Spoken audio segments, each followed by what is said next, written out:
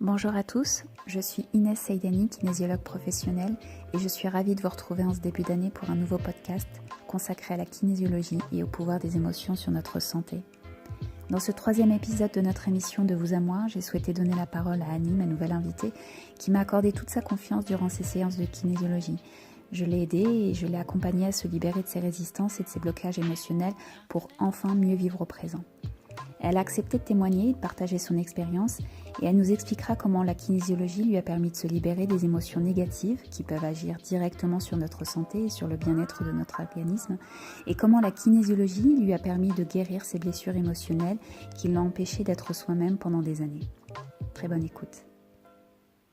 Alors aujourd'hui, j'ai le plaisir de retrouver Annie. J'ai fait sa rencontre il y a quelques mois, en 2018, puisqu'elle était venue consulter dans mon cabinet pour quelques séances de kinésiologie. Et donc elle était venue travailler sur différentes problématiques, notamment un problème donc lié à un surpoids, problème donc lié aussi au manque d'estime de soi. Et son histoire personnelle m'a beaucoup touchée. Elle a traversé des épisodes assez sombres ces dernières années, notamment un burn-out important. Et puis l'année 2018 ne s'est pas faite sans elle. Elle a été véritablement l'actrice de sa vie. Elle a décidé de donner un nouvel élan à sa vie. Elle a fait le choix d'aller de l'avant, de se remettre en question. Et elle a entrepris elle-même le changement. Et grâce au travail qu'elle a pu faire par le biais de ses séances en kinésiologie, elle a réussi peu à peu à retrouver l'estime de soi, à reprendre confiance en elle et à reprendre doucement le contrôle de sa vie, d'arrêter de souffrir et de se libérer notamment de ses blessures émotionnelles pour enfin pouvoir accéder au bonheur. J'ai le plaisir d'accueillir Annie. Bonjour Annie. Bonjour Inès, bonjour à tous. Comment vous allez en ce début d'année 2019? Comment s'est passé le passage à la nouvelle année pour vous? Alors le passage s'est très bien déroulé puisque par rapport aux 2 années précédentes, j'ai fait et avec joie l'effort de descendre voir ma famille pour les fêtes, ce que je ne faisais plus depuis 2 ans. Et j'ai eu le plaisir de revoir tout le monde, de voir des amis que je ne voyais plus puisque j'ai déménagé de cette région. Et en revenant, j'ai passé un très bon réveillon avec des voisins et amis. Donc je peux dire que la transition entre 2018 et 2019 a été vraiment autour de la famille et des amis et c'est quelque chose dont j'avais besoin pour me réénergétiser par rapport à pas mal de choses qui s'étaient passées avant et j'avais besoin de reprendre des forces. Vous en êtes où déjà aujourd'hui dans votre climat intérieur? Le climat intérieur beaucoup plus apaisé, avec justement des énergies qui reviennent, alors que je peux dire que j'ai dormi, que ce soit physiquement ou moralement, pendant 2 ans depuis le moment où j'ai fait mon burn-out et où j'ai dû m'arrêter de travailler. Je peux dire que j'ai vraiment dormi dans tous les sens du terme. J'ai mis ma vie entre parenthèses. Et à partir du moment où j'ai tout bêtement poussé la porte d'un magasin et cette personne était dans un salon de thé, elle vendait aussi des choses qui m'interpellaient, bien sûr, les fleurs de bac, etc. Et je lui ai dit, je suis extrêmement fatiguée, je n'arrive pas à remonter la pente, il y a quelque chose qui ne va pas. Elle m'a conseillé de venir voir Inès pour des séances de kinésiologie, que je ne connaissais absolument rien à la kinésiologie, donc j'ai fait entièrement confiance. Et je dois dire que ça a été le choc de ma vie. Alors Annie, effectivement, vous êtes venue consulter, donc c'était en 2018 pour quelques séances, il me semble, de mémoire, hein, vous avez bénéficié de 4 séances au total, 4 c'est séances ça? au total. Oui. Voilà. Est-ce que vous pouvez déjà dans un premier temps vous présenter un peu votre histoire et votre parcours de vie pour ceux et celles qui nous écoutent, et puis ce qui vous a amené justement à consulter et à bénéficier de ces séances? Bon, ma vie n'est pas folichonne, hein, mais bon, je me dis que maintenant, avec le recul de la kinésiologie, elle n'est pas si moche. Dans le sens où, depuis toute petite, j'ai eu beaucoup de mal à gérer mes émotions, parce que je suis une hypersensible, empathique. Donc, moi, je trichais quand je jouais avec ma mère pour qu'elle gagne, et pas pour qu'elle perde justement, pour qu'elle ait envie de continuer à jouer avec moi. Et de temps en temps, j'avais besoin d'affection. Je trouvais que j'en ai peut-être pas reçu assez. Voilà. Pour mon ressenti, je dirais que j'ai pas reçu assez d'émotions amicales de la part de mon entourage. J'ai souvent été moquée, quelquefois même trahie, en pensant avoir un soutien de la part de mes parents et que je n'ai pas eu. Et même, pire encore, un couteau dans le dos. Alors là, j'ai vraiment eu des moments difficiles dans ma vie où j'ai pu me rendre compte que la kinésiologie allait chercher très loin, justement parce que ce sont des moments difficiles qui ne remontaient pas à la surface, qui restaient au niveau des émotions non dites. Et tout ce qui est non dit, évidemment, c'est pénible parce qu'on n'arrive pas à le cerner. On n'arrive pas non plus à l'exprimer, bien sûr, encore moins.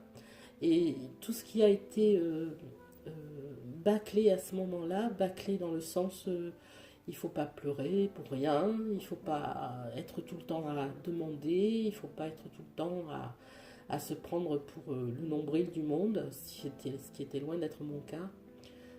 J'ai entassé et engendré beaucoup d'autres émotions encore qui, par le biais du fait que je n'arrivais pas à exprimer ce que je ressentais, ces émotions sont venues s'agglutiner, s'amalgamer dans une espèce de noirceur de non-dit. Je n'ai pas d'autre mot parce que le non-dit, c'était vraiment ce qu'il y avait de pire à mes yeux dans mon enfance. Ne pas pouvoir exprimer, ne pas pouvoir dire ce qu'on ressent, ne pas pouvoir simplement demander à sa maman de faire un câlin. Voilà, ne serait-ce que ça. D'accord, donc en fait, l'objectif de ces premières séances, c'était surtout le burn-out, bien sûr, de traiter ce burn-out qui me pourrissait la vie, mais qui est aussi parce que dans ma vie professionnelle, j'ai jamais été vraiment bien reconnue à ma juste valeur, je dirais.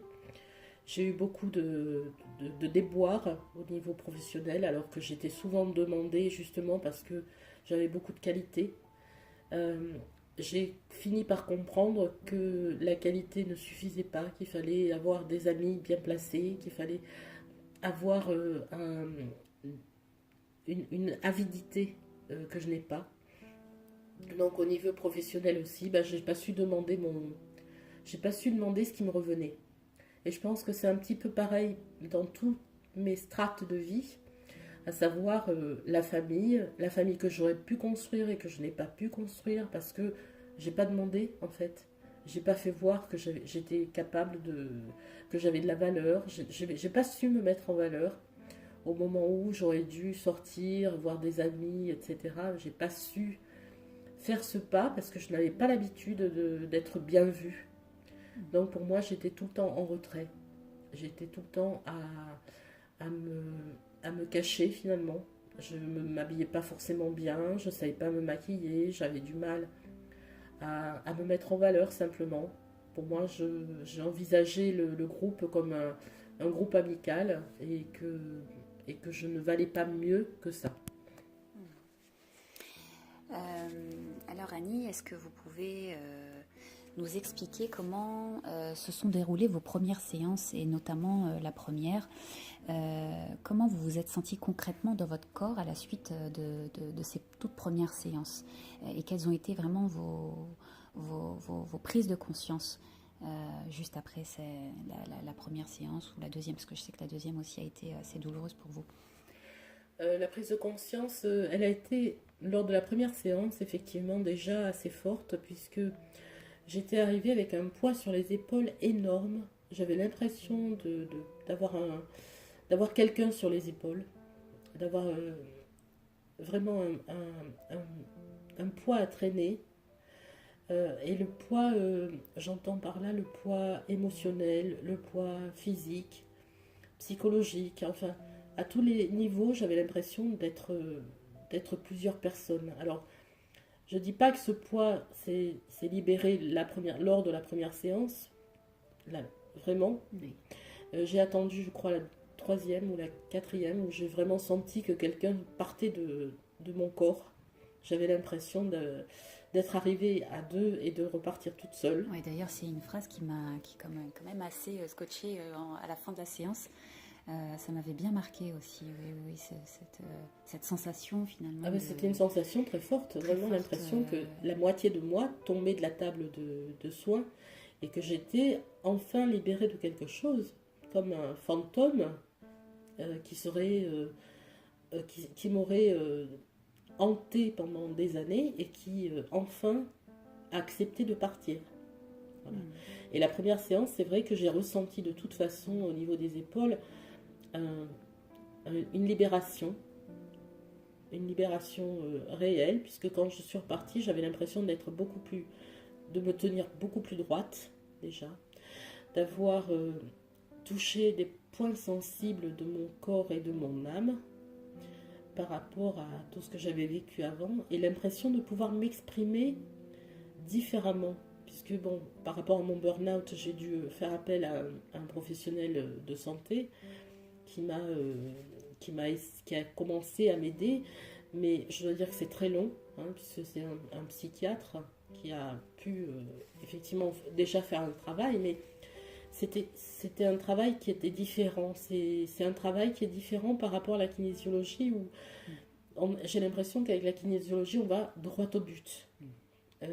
On touche vraiment toutes les strates du corps, de l'esprit, de l'âme, le physique, le moral, le mental, le spirituel, on touche tout en même temps. Et que d'un coup, c'est comme si les couches s'en allaient au fur et à mesure. On arrivait à dégager l'organe malade. L'organe, ça peut être aussi bien le cerveau que l'âme, que je ressens moi comme très présente, avec une sensation de libération lors de la première séance déjà. Et c'était pas gagné parce que je suis arrivée avec un fort bagage, des valises un peu partout. Je voyage jamais vraiment très léger. Donc mes sacs de voyage étaient vraiment bien remplis, je dois dire, et que je pense que dans la pièce, il doit rester des morceaux d'ailleurs. J'ai dû oublier des trucs en repartant.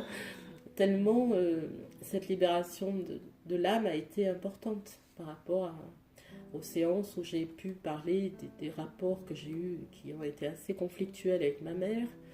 Le fait que lorsque j'étais petite et que je pleurais, elle me donnait à manger. Donc l'obésité date de très très loin. Au lieu de me prendre dans ses bras, je pense que c'est seulement ce que je demandais d'ailleurs. En tant que bébé, j'avais juste besoin de plus d'affection. Je pense qu'elle a interprété ça comme un besoin de manger. Donc le médecin qu'elle a consulté, elle pleure souvent et tout, donnez-lui à manger. Et je pense que la première nourriture, ça n'est pas la nourriture du lait, ou des légumes, ou de la viande, ou quoi que ce soit. La première nourriture, c'est l'amour. Oui. Alors, c'est vrai qu'au fur et à mesure des séances, Annie, vous êtes venue contacter quelque chose de très profond, qui est en fait ce vide intérieur en vous, que vous avez essayé d'une certaine manière de combler émotionnellement par le biais de la nourriture, oui. En vous laissant dominer par la nourriture plutôt que de vous ouvrir à la vie. Et en fait, symboliquement, la nourriture, elle symbolise la vie, elle symbolise l'amour et elle symbolise les émotions. Et en fait, ces problèmes de poids, cette obésité, est souvent l'expression d'une insécurité et d'un manque sur le plan affectif. On attend quelque chose qui n'arrive pas. Du coup, ce qui m'amène à une insatisfaction, à une sorte de frustration que l'on cherche à compenser, et on va manger avec excès pour se satisfaire complètement et pour retrouver une forme d'amour et une forme d'affection. Et effectivement, l'obésité est très liée, en fait, ces problèmes de poids sont très liés à la mère et au côté maternel. Quelle a été votre relation avec votre maman durant votre enfance, et ces séances de kinésiologie, elles vous ont permis de comprendre quoi exactement? J'ai compris surtout que ma mère avait eu aussi une enfance difficile, qu'elle n'a pas pu me faire ou me donner à moi ce qu'elle n'avait pas reçu. Peut-être parce qu'elle ne savait pas que ça existait, peut-être parce que la pudeur, peut-être le manque de patience. Ce que j'ai trouvé c'est très souvent chez elle d'ailleurs, c'était ce manque de patience. Du moment où je lui ressemblais pas, je n'étais pas comme elle, eh ben, j'avais l'impression qu'elle me rejetait. Et en fait, son manque de patience a été vraiment difficile pour moi à gérer. Parce que ça a entraîné des silences au moment où j'aurais dû parler, au moment où j'aurais dû pouvoir me confier à elle en tant que mère. J'ai eu beaucoup de mal à lui parler, simplement. Et à chaque fois que je lui ai parlé, j'ai eu l'impression qu'elle me trahissait. C'est-à-dire que je lui faisais des confidences à elle, et j'apprenais peu après qu'elle avait raconté ce que j'avais dit à d'autres personnes, que ce soit dans mon entourage proche ou des voisins et amis. Et ma mère n'a jamais su, mon père non plus d'ailleurs, ils n'ont jamais su faire la différence entre une confidence et une page de journal à la une. La différence entre l'intime et le social, entre l'émotion et la pudeur, entre tout ce qui aurait dû être tu et tout ce qui a été répété à d'autres personnes qui n'auraient jamais dû entendre ça. Et à chaque fois, ça m'a renfermé encore un peu plus dans ma conviction que je n'avais personne à qui me confier. Et à partir de là, j'ai eu beaucoup de mal à gérer mes amitiés. J'ai eu beaucoup de mal à trouver des amis, à savoir que je ne serais pas trahie, à ne pas avoir cette angoisse de savoir que peut-être le lendemain, ça allait être su par tout le monde. Et quand on est adolescent, c'est terrible de ne pas pouvoir avoir confiance en quelqu'un. Alors heureusement, j'ai placé ma confiance dans des personnes qui ont su garder mes secrets d'adolescente, d'enfance, par rapport à ces douleurs d'enfance ressenties et ces difficultés à s'exprimer simplement sans être jugée, sans être rejetée, trahie, sans toutes ces blessures de l'âme qui font qu'ensuite c'est très difficile de se construire et d'être au top, au moins au niveau normal, sans être au top, mais au moins au niveau normal, pour avoir des relations normales avec les gens. Oui, alors durant ces séances de kinésiologie, effectivement, Annie, on est venu aller chercher en fait ces émotions, ces événements, ces situations qui sont en relation avec votre problématique. Et donc avec la problématique que l'on souhaite travailler et qui bloque en fait notre avancée personnelle, et ce problème de poids, ce burn-out, n'ont été que la face visible en fait de l'iceberg. Et le travail en kinésiologie vous a permis d'accéder, d'aller chercher la face cachée, qui est vraiment enfouie bien plus profondément, donc au niveau du subconscient. Et derrière toutes ces émotions négatives que l'on vient contacter en fait durant ces séances, eh bien se cachent nos blessures émotionnelles. Ces blessures de l'âme, comme vous l'avez dit si bien. Ces blessures sont des petits ou des grands traumatismes, des expériences difficiles que l'on vit en fait durant l'enfance, voire même parfois banales, entre 0 et 7 ans. Et ce ne sont pas uniquement les gens qui ont été maltraités ou abusés qui ont été blessés. On a tous été blessés dans notre vie. Et on parle de 5 blessures principales qui sont le rejet, l'abandon, l'injustice, la trahison et l'humiliation. Et durant ces séances de kinésiologie, en fait, on va contacter notre histoire et on va comprendre ce qui s'est véritablement passé et se dire mais qu'est-ce qui fait que j'en suis arrivée là aujourd'hui ? Et ce qu'il faut savoir aussi, c'est que 30% de nos blessures sont faites même au moment de notre vie intra-utérine. Donc même si on ne sait pas, quand on est dans le ventre de sa maman, on ne sait pas véritablement ce qui se passe, mais on est comme une éponge émotionnelle à ce moment-là, on garde les traces de ces émotions et les ressentis dans notre corps. Donc en fait, on va venir contacter ces émotions qui sont comme une sorte de fil rouge en fait de la guérison, puisque le corps est lui-même le véhicule de la guérison. On va aller en contact de ces émotions et on va laisser le corps finalement, je dirais, aller à la rencontre du corps et dialoguer avec ce corps pour aller à la recherche de ces réponses, puisqu'on dit en kinésiologie que le corps a la réponse.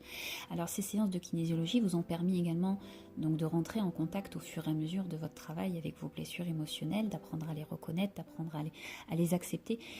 Annie, quelles ont été les conséquences de ces blessures émotionnelles sur votre comportement, sur vos attitudes au quotidien?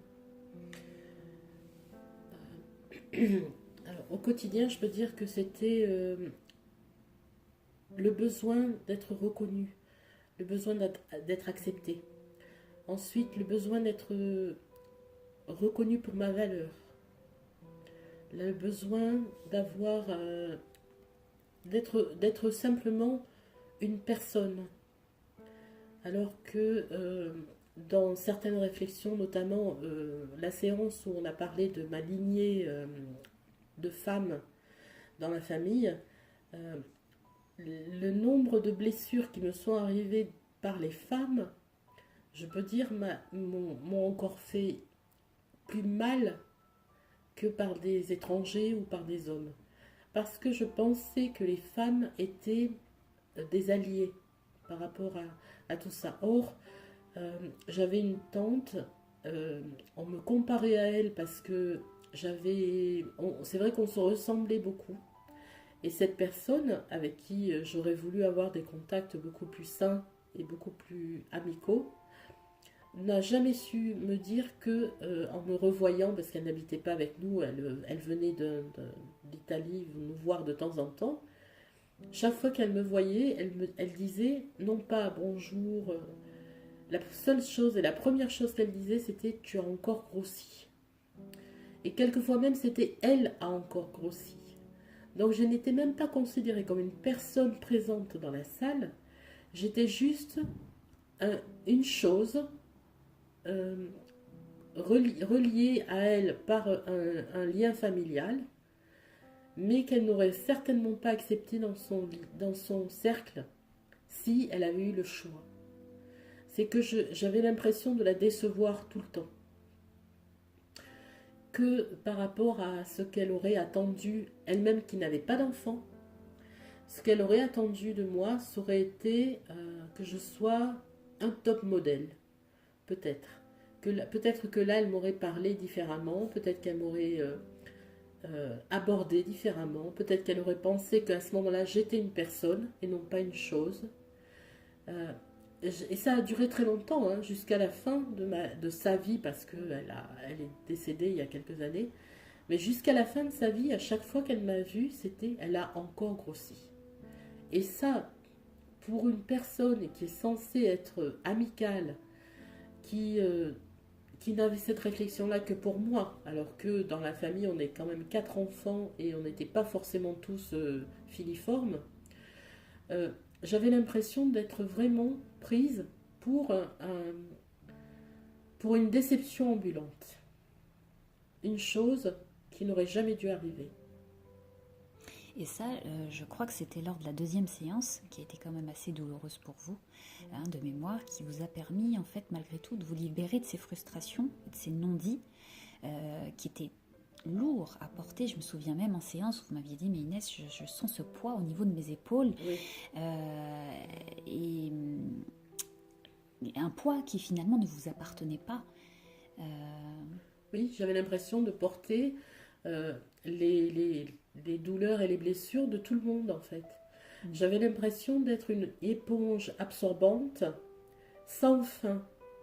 C'est-à-dire que j'avais la capacité d'engloutir en moi euh, toutes les frustrations des autres. Et sans filtre, sans aucun filtre. Parce que trop petite pour comprendre que justement que j'étais trop émotive, sans filtre parce que je n'avais pas la capacité encore de comprendre ce qui arrivait et pourquoi cette méchanceté, pourquoi cette réflexion blessante à chaque fois. Hein, et ces réflexions, parce qu'il n'y avait pas bien sûr que ma tante hein, qui me parlait comme ça. Et j'avais l'impression d'être réduite à l'état de choses en fait. Je n'avais pas de personnalité. Ma seule personnalité, c'était mon poids. Finalement, j'étais connue par mon obésité. Or, mon obésité était le résultat de toute cette affection qui me manquait, de tous ces rejets, de toute cette trahison, de tous ces mauvais traitements, entre guillemets. Je n'ai jamais été frappée, mais c'était des mots, des paroles blessantes.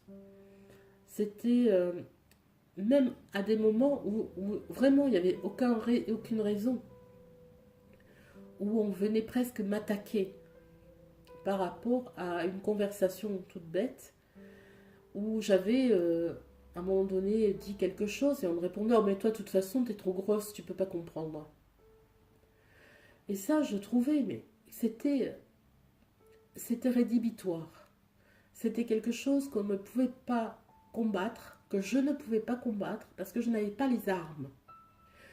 On ne m'avait jamais dit que j'étais capable de quelque chose. Donc si on m'avait dit que j'étais capable de quelque chose dans ma vie, j'aurais eu une arme. C'était ma capacité. Or, j'étais incapable de tout puisque je n'arrêtais pas de décevoir autour de moi. Je n'arrêtais pas de rater les choses, de manquer, apparemment d'être tout le temps à côté de la plaque, en fait.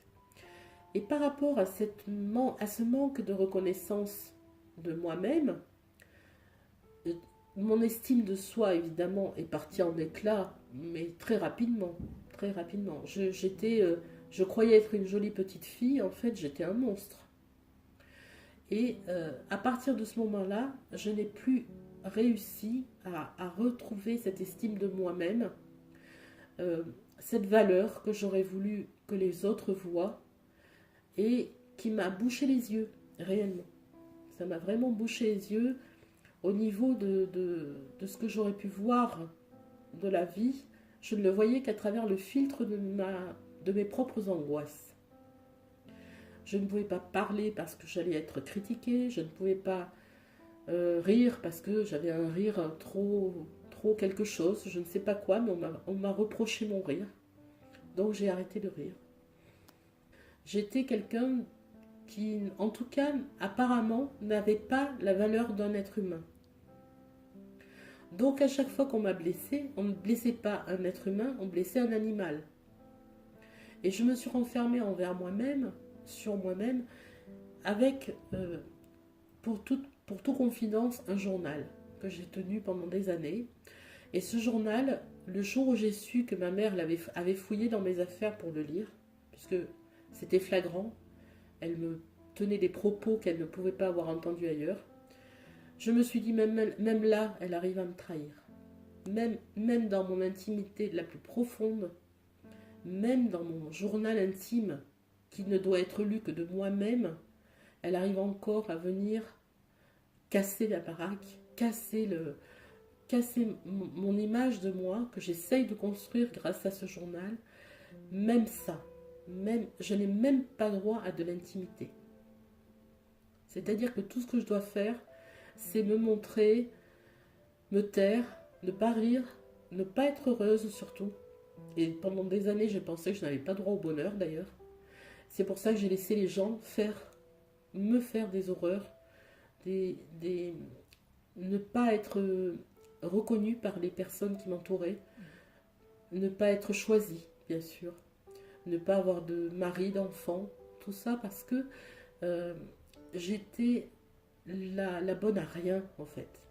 J'étais nulle partout. Et je pense que maintenant, le burn-out a été le point final de ce support, de ce que je pouvais supporter de, de, de haine que les gens ressentaient pour moi. Alors, toutes ces blessures, effectivement, nous viennent de nos parents qui nous ont blessés ou les personnes qui se sont occupées de nous. Pourquoi les parents? Parce que nos parents sont censés nous protéger et nous aimer. Et depuis de nombreuses générations, depuis des siècles, une génération blesse une autre génération et on porte justement en nous ces blessures, les blessures de nos parents, de nos grands-parents et arrière-grands-parents qui n'ont pas été réglées. Et toutes ces douleurs et toutes ces blessures de nos ascendants peuvent se transmettre inconsciemment et causer des troubles, voire même des nœuds d'ordre psychologique, comportemental ou physique aux descendants d'une lignée. Et tout cela va se manifester en fait au niveau du corps, donc sous forme de symptômes qui sont souvent inexplicables. Donc la kinésiologie va permettre d'identifier le traumatisme originel, donc en deçà de l'histoire individuelle du sujet, en dénouant la trame complexe de l'histoire familiale pour accéder à l'événement source perturbant. Donc le kinésiologue et la personne, voilà, quand en séance, on vient travailler finalement sur tout ça et on va défaire le nœud qui est à l'origine des troubles et on va stopper le cycle des transmissions qui sont quand même assez nocives pour la personne. Et du coup, on a une toute nouvelle histoire qui se dessine pour le sujet et pour sa descendance, une histoire beaucoup plus sereine face à l'avenir. Donc c'est ce que nous expliquait effectivement Annie durant cette séance, qui a été quand même assez douloureuse pour vous, mais qui vous a permis finalement de vous libérer de ce poids. Oui, tout à fait. Voilà. Est-ce que en vous libérant effectivement de vos blessures émotionnelles, vous êtes entré en contact avec la vie? Ces séances vous ont permis d'apprendre à avoir plus confiance en vous et en la vie, et à apprendre à devenir de plus en plus vous-même, avec toutes ces prises de conscience et avec, je pense, avec tout le magnifique travail que vous avez fait durant ces séances. Il s'est aussi passé pas mal de choses assez rapidement après vos séances de travail. Vous avez comme mis en place des actions, notamment pour perdre du poids, et en ce moment vous bénéficiez d'un accompagnement quand même assez durable avec des professionnels de santé qui vous entourent pour vous aider justement dans cette perte de poids. Vous avez comme accepté d'aller de l'avant dans votre vie, et du coup en vivant en fonction de vous-même et en mettant en place ces actions, vous avez doucement réussi à reprendre confiance en vous-même, à augmenter cette confiance en vous et cette estime de vous-même, et notamment d'accepter votre propre valeur et votre amour-propre finalement. Et quelles ont été les conséquences directes de ces séances dans votre vie, Annie, dans les mois qui ont suivi ces séances? Alors, j'ai entendu parler d'un centre de nutrition dans un CHU près de là où j'habite. Et j'ai demandé à mon médecin, puisqu'il faut faire le parcours global médical pour être accepté dans ce genre de séance. Donc j'ai demandé à mon médecin de faire un courrier pour l'adresser au chef de service de ce centre de nutrition. Lui, mon médecin, veut absolument que je me fasse faire une opération chirurgicale bariatrique, à savoir ce qu'on appelle la sleeve, qui est une opération très lourde que je n'ai pas du tout envie de subir, et que sous cette pression, il a quand même réussi à me faire ce courrier. Bon, donc je l'ai amené à l'endocrinologue qui m'a reçu, et puis on a discuté de beaucoup de choses par rapport au fait que déjà, ce n'est pas moi qui demandais cette opération, c'était bien mon médecin, et que je la subirais uniquement si vraiment toutes les choses qu'on allait m'enseigner ne suffiraient pas. Et ce centre de nutrition est très bien fait d'ailleurs, puisqu'il propose des ateliers, et que ces ateliers sont faits pour les personnes justement qui ont décidé d'avoir une opération, donc il y a pré-opératoire et post-opératoire, avec des séances de diététique, d'information, de suivi. D'autres séances sont faites pour ce qui est autour du fait d'avoir une obésité, qu'elle soit morbide ou autre, en tout cas d'être mal dans sa peau. Hein.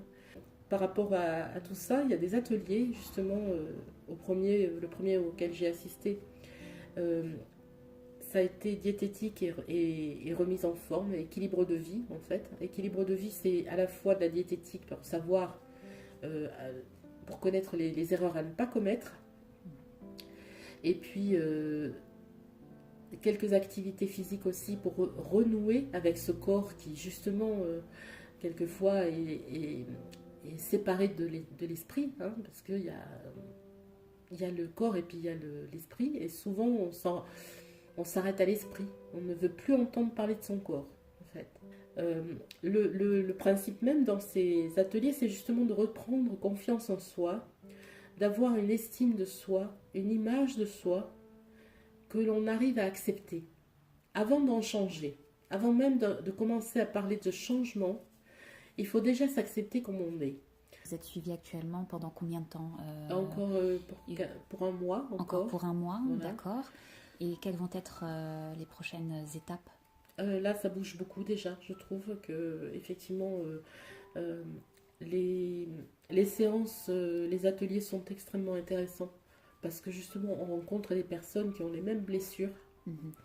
Alors qu'on se croit seul au monde, on rencontre des gens qui ont les mêmes blessures et qui ont quelquefois même encore moins envie que nous-mêmes de s'en sortir.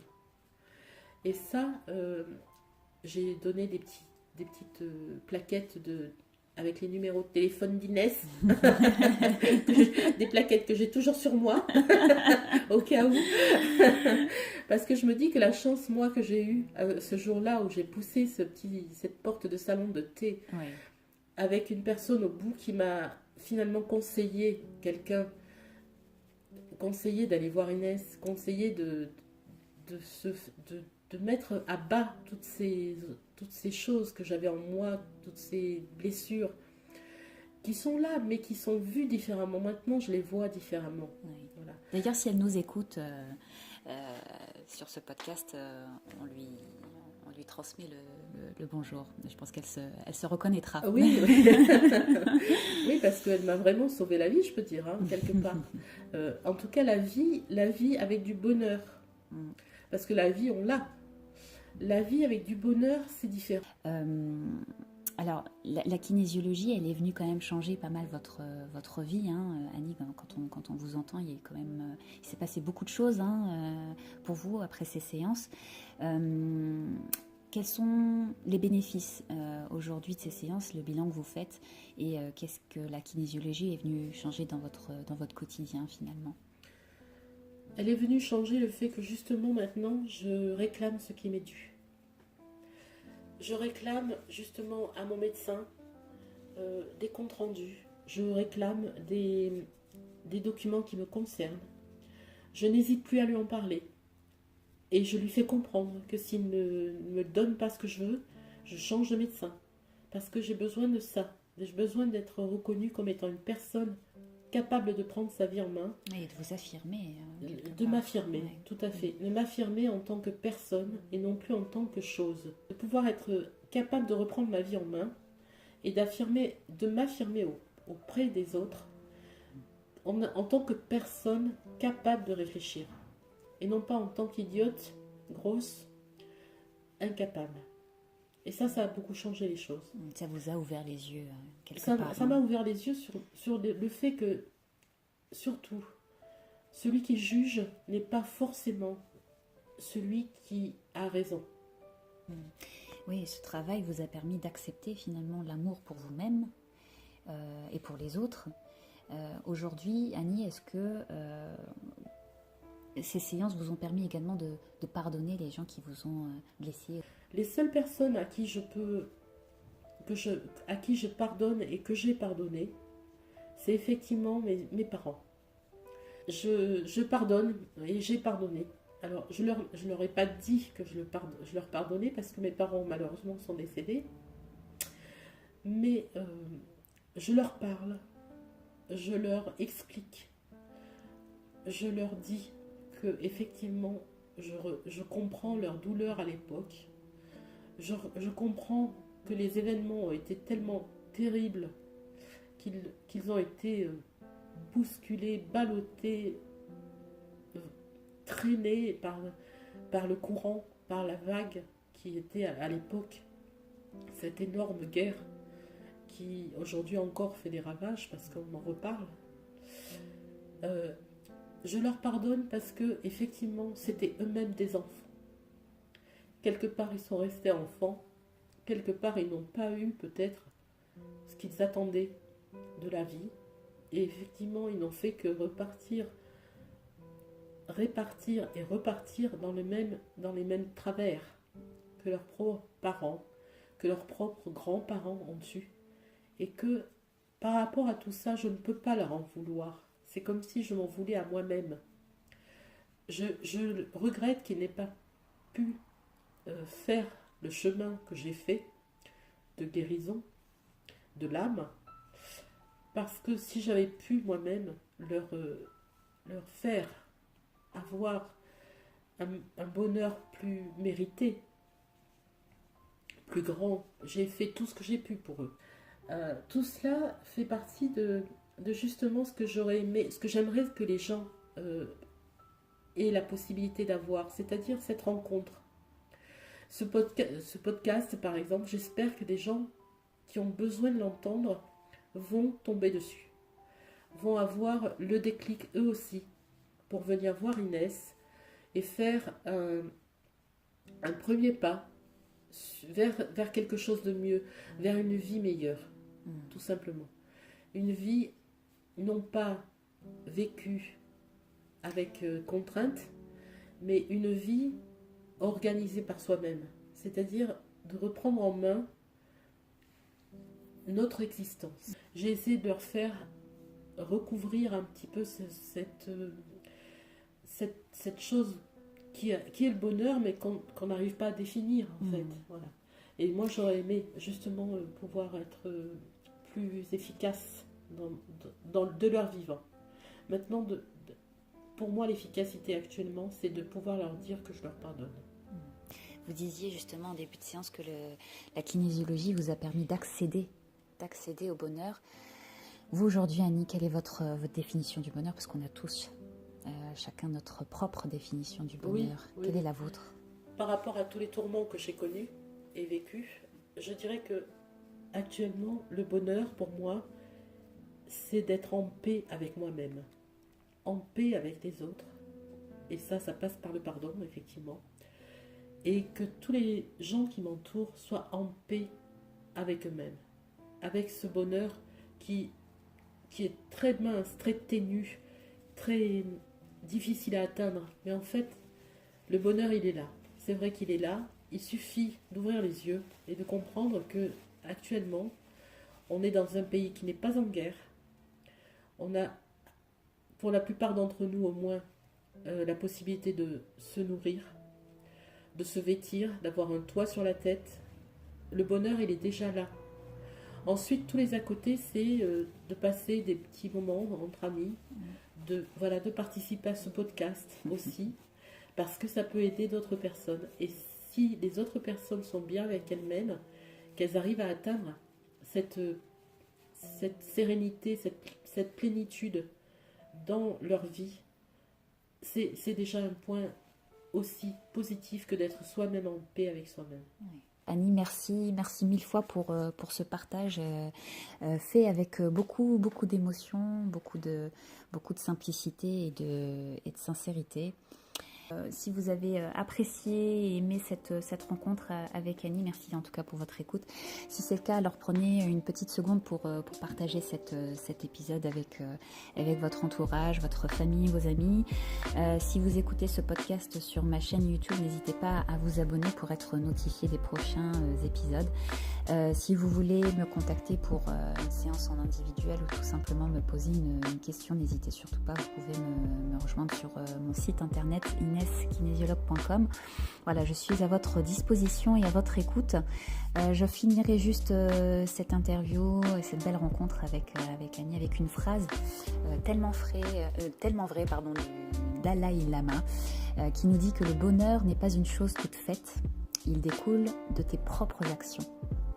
Voilà. Je suis d'accord. Merci encore Annie et merci pour ce beau sourire et je vous dis à très bientôt. Au revoir.